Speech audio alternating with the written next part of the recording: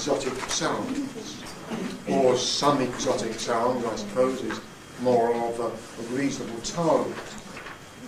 And to help us through the title, or to get through the, to do justice to the title, we are going to need to look at the handout, which, as you can see, is the latest revised form of the International Phonetic Alphabet. And this alphabet has been evolving for coming up to a century now, I suppose, and it has been revised piecemeal at various times. It had a thorough revision in 1989, unfortunately, in my opinion, not always for the best. However, we won't get too deeply into that kind of problem. Let's just look at the layout of the chart itself, because that's going to be vital for us. Looking first of all at the main rectangle of consonants, I've provided a key here, a grid reference, so that we have letters of the alphabet on the left-hand side, down the left-hand column, and numbers across the top. And this will enable us to home in without difficulty on any spot within that grid. So I shan't be going at all that many spots, but it's going to make life a bit easier. To the right of that, we have the vowel quadrilateral, and this again is a traditional shape. The vowel symbols that you see there, again, have been added to. The first vowel symbols consisted merely of 8 symbols, and these were very soon added to, and I shall make some further comments on that. But just note that that is the traditional way in which vowels are produced. A point here is that it appears to be a phonetic convention that the speaker's mouth, lips, is always considered to be on the left of the diagram. So vowel symbols, which are marked on the left-hand side of the vowel shape, are at the front of the mouth, and those on the right-hand side, therefore, are at the back of the mouth or in the region of the velum. Then we can have a look at the bottom rectangle on the bottom left-hand side, where we have diacritics, and we won't be spending much time looking at that box, but we have already dealt with a number of diacritics here. The diacritic for deep voicing, for example, and also the diacritic for dental articulation. Both of those come up in the lectures, to my knowledge, and probably other lecturers too have had occasion to bring these into use.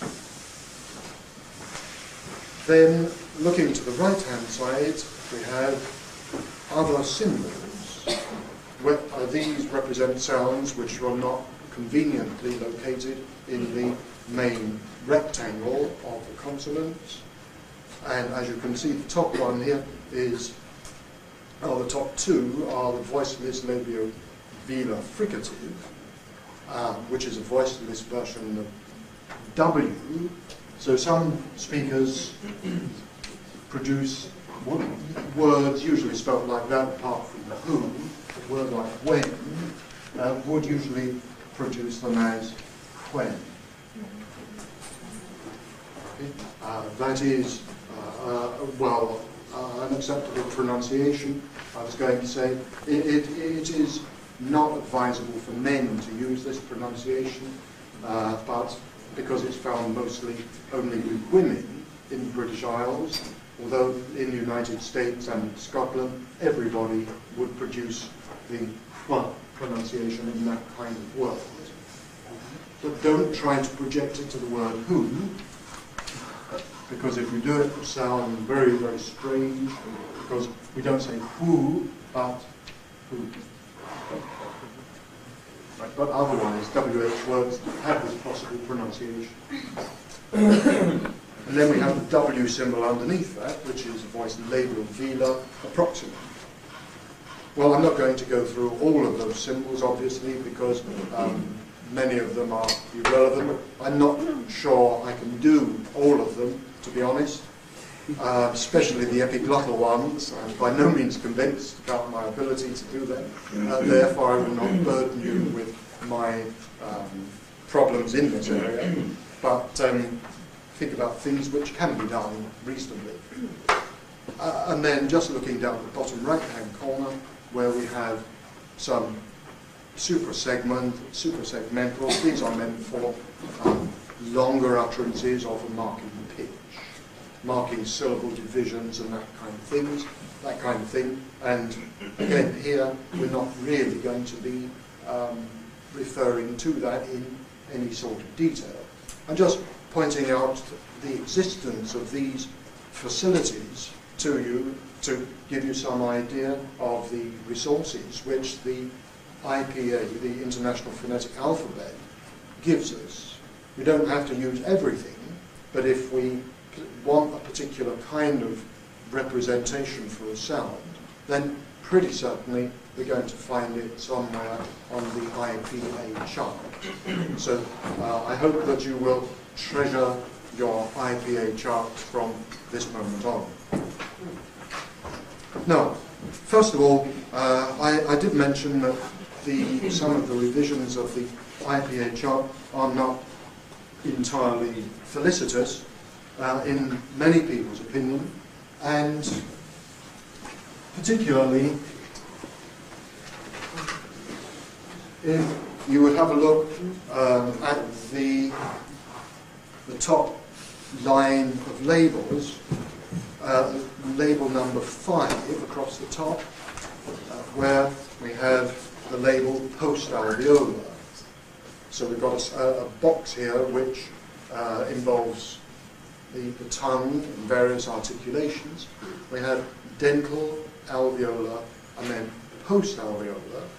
And under post-alveolar sounds, if you go down to row E, you will find that sh and j are described in the IPA, the revised IPA, as post-alveolar sounds.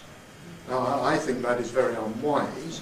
I think it's phonetically incorrect too, and I can't imagine how it got through onto the final version of the chart that you now see. The point is that if we describe these sounds as palatal or palato-alveolar, which I believe they are, in other words, involving an element of palatal articulation, then if we have the sort of situation where we have S, which is alveolar, and then yod following in a word like you, like something like miss you, okay? Now, if we have a palatal here, at the yod, okay, remember that that was a palatal approximant. Now, the assimilation here would take us from alveolar to sh. So we would, in fact, change our articulation from alveolar to what I would still call palatal alveolar. Okay. Which, in the articulation, then changing miss you to miss you, miss you, miss you, miss you, which would be very common assimilation indeed. Now, that can be explained quite easily if the sh is described as palatal alveolar, which I believe is correct. But if we refer to the sh as post-alveolar, then there is no phonetic explanation, no motivation, no obvious motivation, reasonable motivation for that assimilation. It becomes a meaningless operation, simply something which we have to mark as occurring, but we no longer know why. And yet, that's not the case at all. We do know why perfectly well. It's because of the anticipation of the palatal element in this articulation, changing alveolar to palatal alveolar. Well, now, if the IPA is to be believed, then that is a situation which can't be explained. Looking further now, or looking back up to at point number 4 across the top, where we have alveolar, and looking down the alveolar columns till you come to row G. Okay, so G4 is what we're talking about. G4, and you will see that symbol marked as alveolar and not post-alveolar, which I don't think is right either. I'm not the only person, again, in the phonetics world not to agree with this. So obviously there must be somebody who agrees with it, because it got passed through the processes of revision in the IPA conference, which was held in that year. So clearly it must have had plenty of support. But I think that is basically mistaken. Okay, well, let's go now from the negative things to the positive things, which are much more interesting, really. And let's look fairly briefly at the vowel quadrilateral on the top right-hand side. And as I said, you can see large number of symbols here, and some of them, for example, if we look up at the top left-hand corner, we can see that symbol. Now, in fact, that symbol should be represented in square brackets, because this is not the vowel of any language, particularly. This is the most extreme position which can be produced by the human speech organs. This would be a vowel something like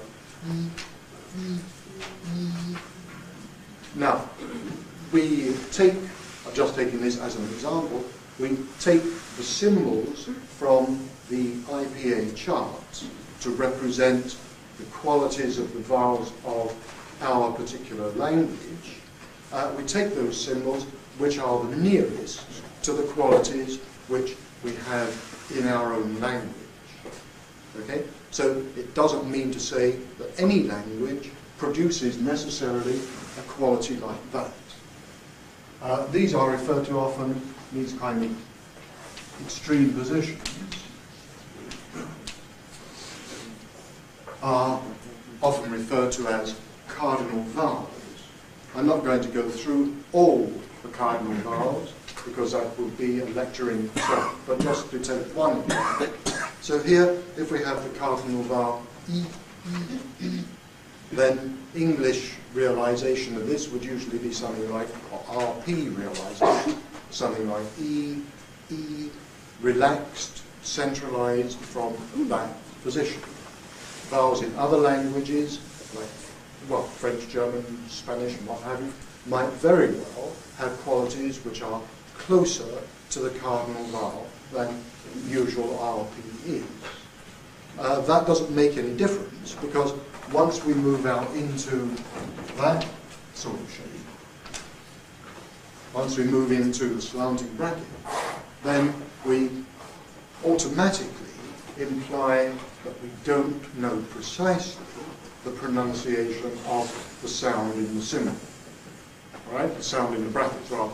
Because using symbols for sounds in slanting brackets tells us that we have to take reference to the language in question and to the particular context within that language of that sound. And we only know the precise pronunciation when we can home in on all those different bits of information. So that is unpronounceable. in itself. And we have to think, as I've said, about these considerations. Now that is very important because people often start off by looking at the symbols which we've been using for transcription, which were called phonetic symbols in the first handout. It's better to call them phonemic symbols.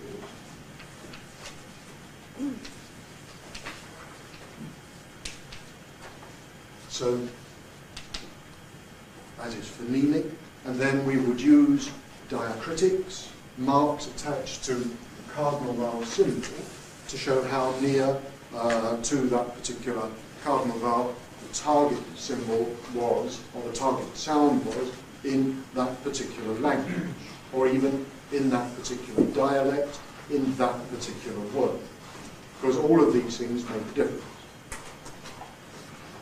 So it is rather simplistic then to say that we expect to be able to interpret precise pronunciations from that kind of notation, because that is a very thing that we can't do. We get some phonetic clues, but we don't get all the story until we really get down to the precise detail. Good, okay. Now that's a very important point of principle which we have to give consideration to. Thinking about choice of symbol, you will perhaps have seen transcriptions of English where the word pen is transcribed either as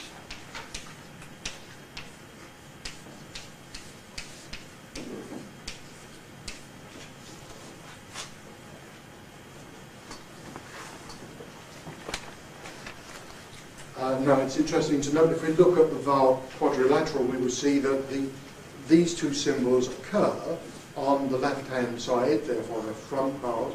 They occur on the left-hand side of that quadrilateral, and what we're doing is choosing one or the other of these symbols.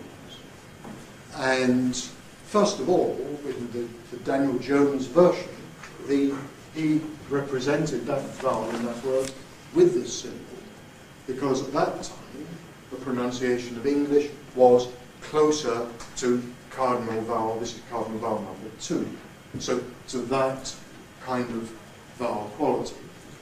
Later, Gimson, I think it probably was, and other people noticed that the quality in general speech had moved more open, so that cardinal vowel was a closer representation of what actually happened, which I think is quite true and is still the situation. Then later dictionary producers discovered, unfortunately, that it was cheaper to print this one. And so we suddenly had what looked like a reversal of pronunciation. It wasn't a reversal of pronunciation at all, it was simply reverting to the principle of economy of production. So this is not, therefore, a principal phonetic difference, but it was a principal change from there to there, because the older-fashioned pronunciation, pen, pen, to pen, pen, is perfectly well observed all the time now. But this is a reversal of, which is not really quite correct. Now, another instance of change in pronunciation, we must remember that RP is changing in pronunciation very quickly. We observe, if you look over on the vowel quadrilateral again, to the back line of the symbols, you will see a symbol, and you will see that this is located at the back of the quadrilateral, not very open, and this doesn't really represent very much the quality of the in the pronunciation in the word bun, for example. So if I say bon, bon, bon, then that would be quite close to that cardinal vowel. But nobody says that, or at least nobody says it anymore in RP.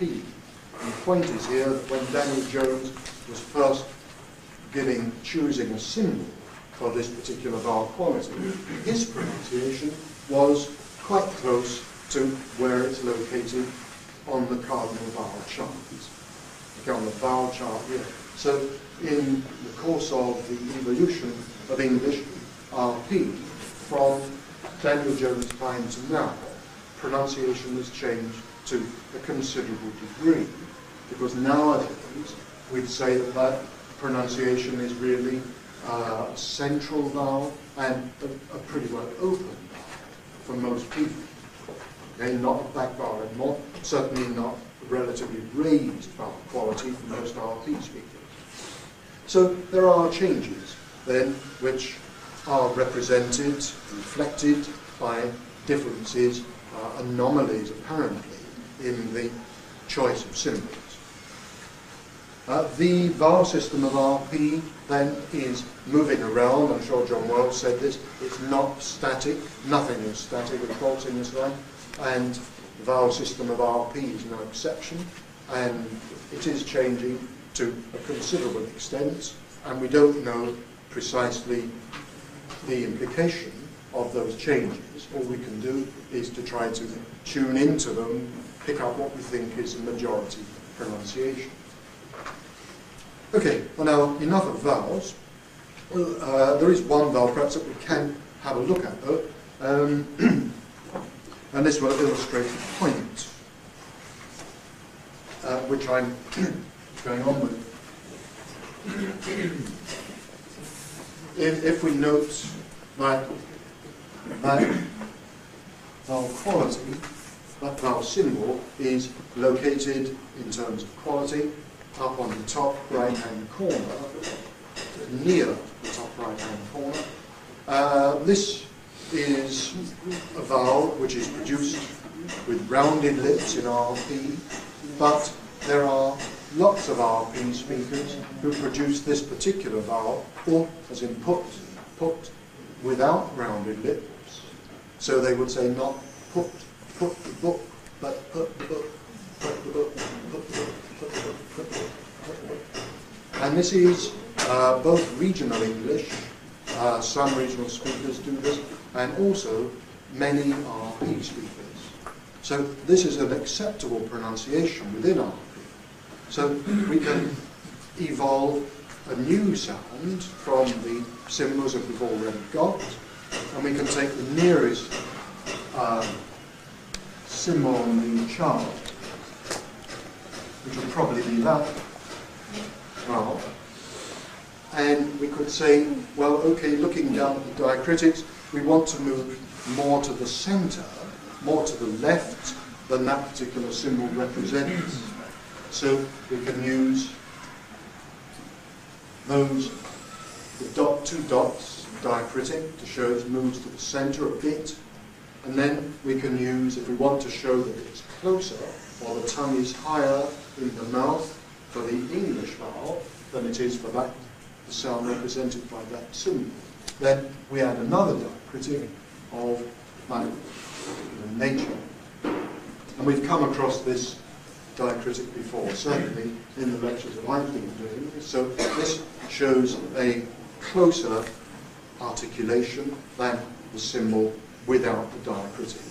And that would take us up to quality something like that. Only the lip rounding element would be absent.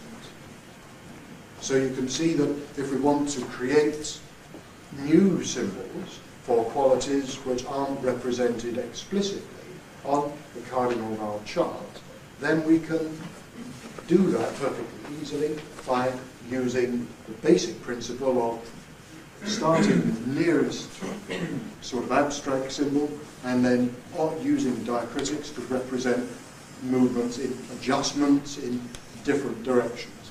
Centrally with the dot, more closely with the raising diacritic. Now, of course, we could also invent another symbol.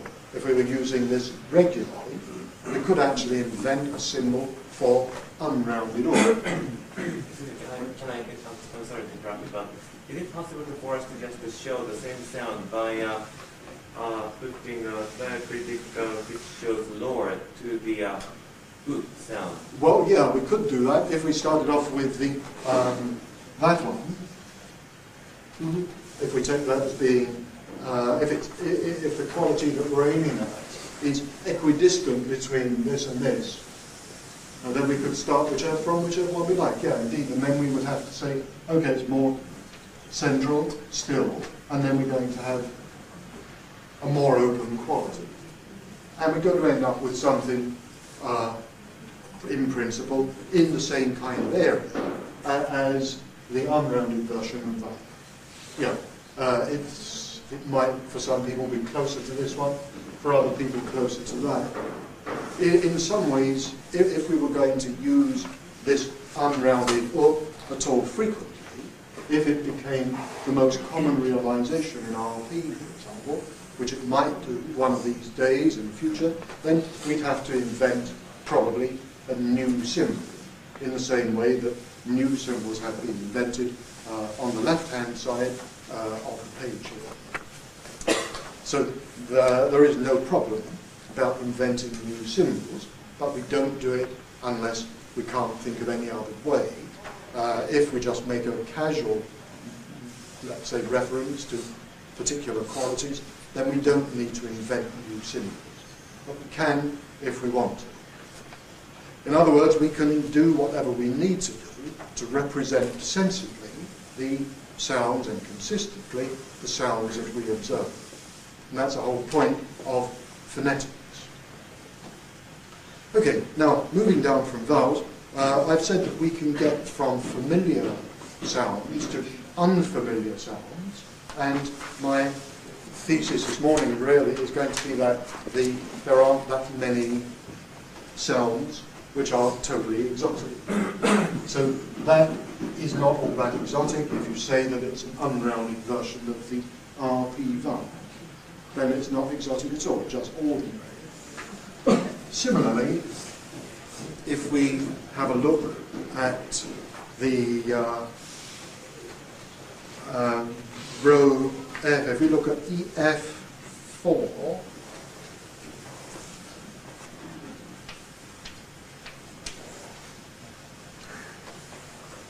F4, we have the lateral, alveolar lateral fricatives, and the one on the left in particular, that should be rather a loop in the symbol. There, it didn't come out very well in printing. It should be a loop for that sound.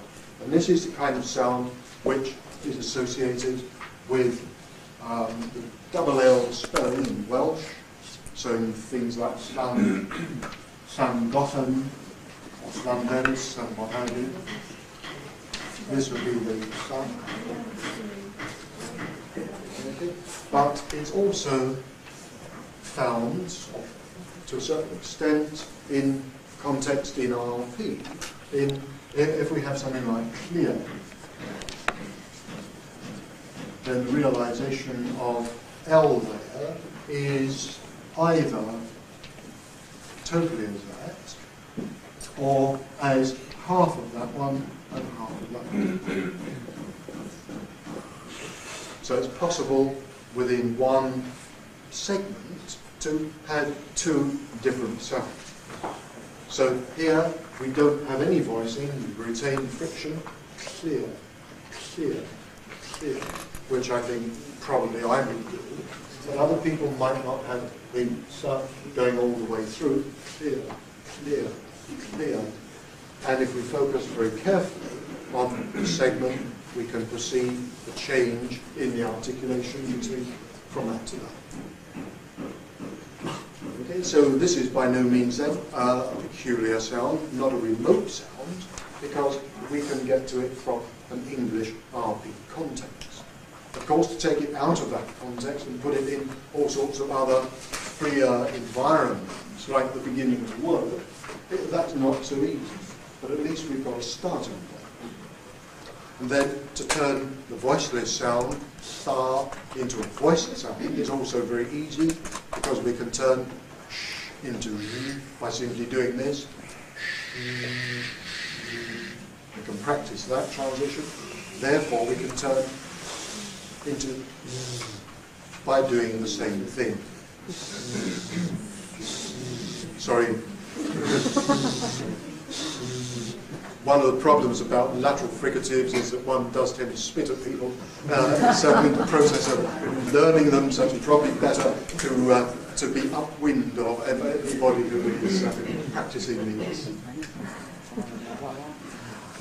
Okay, so this is the point then that this kind of sound is not really that exotic, but it might be made to appear so. Similarly, if we now go to the to E7,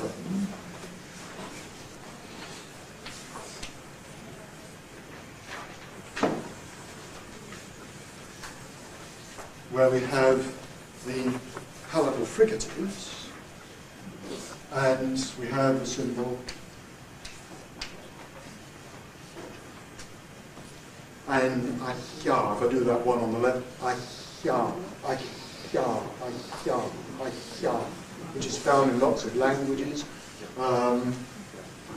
and in English too, but only in a very restricted environment. For example, if we take that sequence,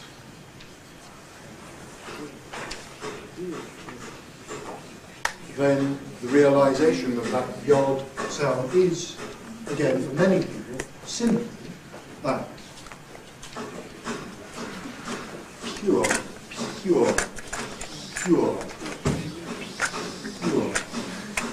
Okay? Pure. So this is pretty straightforward, and again, it's a problem of trying to get from the restricted environment to the general environment. It's quite hard to get English people to come out of this context, although, again, with the combination of features of yod, this is often produced by English people as a combination of those two. Hue. So in a word like hue.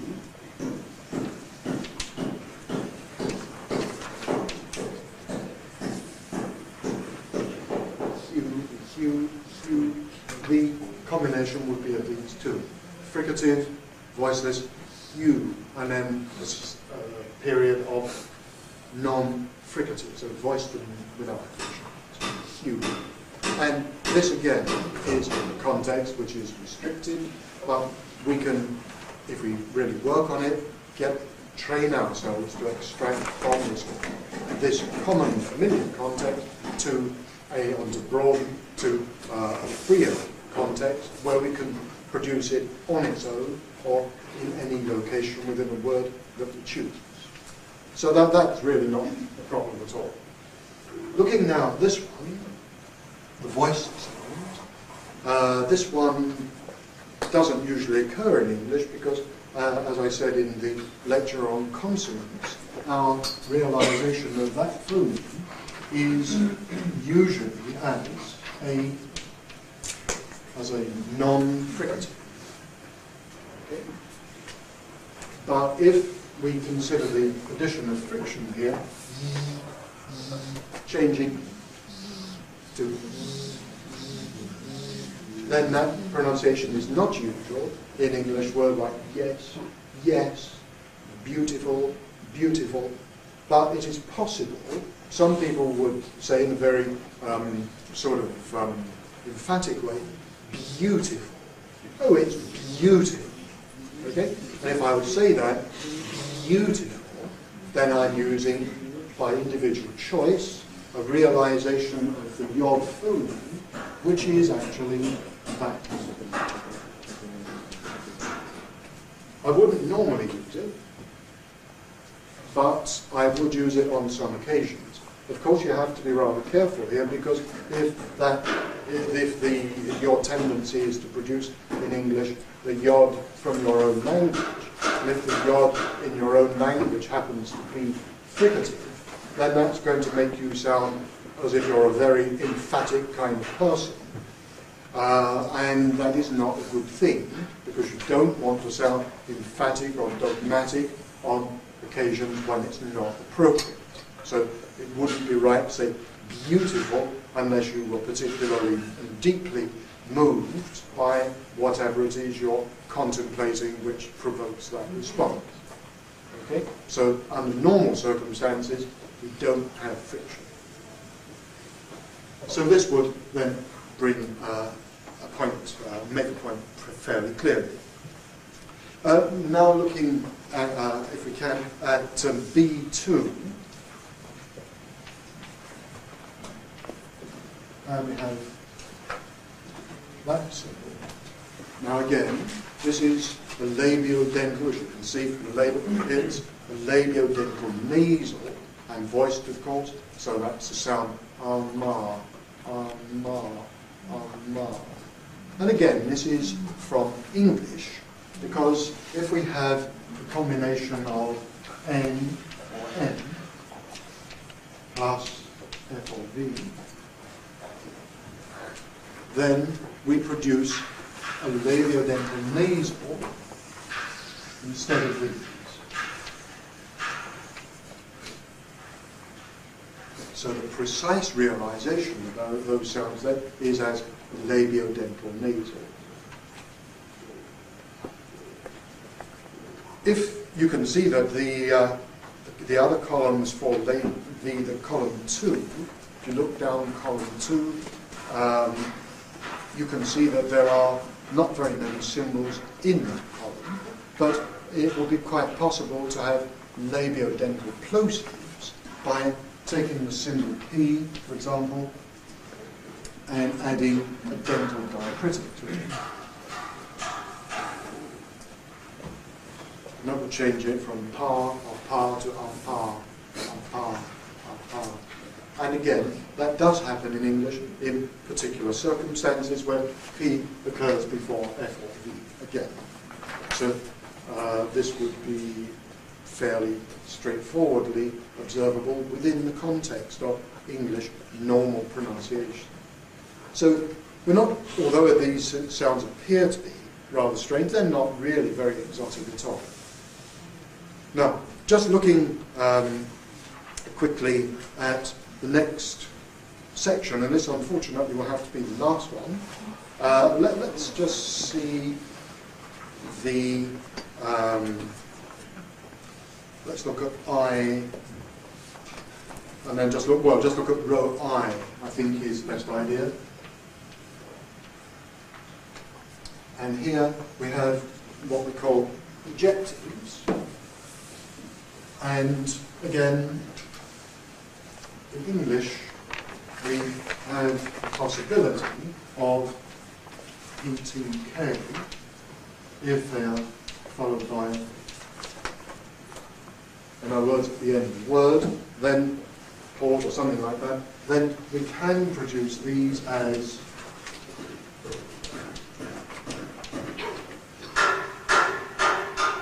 and these are what we call ejectives, which require a glottal closure. So we would be able to produce the sounds not using air from the lungs, but closing the glottis, so there's a glottal stop, basically, make a closure in the mouth, too, and also make a velar closure. So we have 3 closures. 1 oral, in terms of closures, 2 velar, and 3 glottal. And then we compress the air in the cavity enclosed by these 3 closures, and we produce enough air pressure, plenty of air pressure, to make audible release of whatever consonant we choose.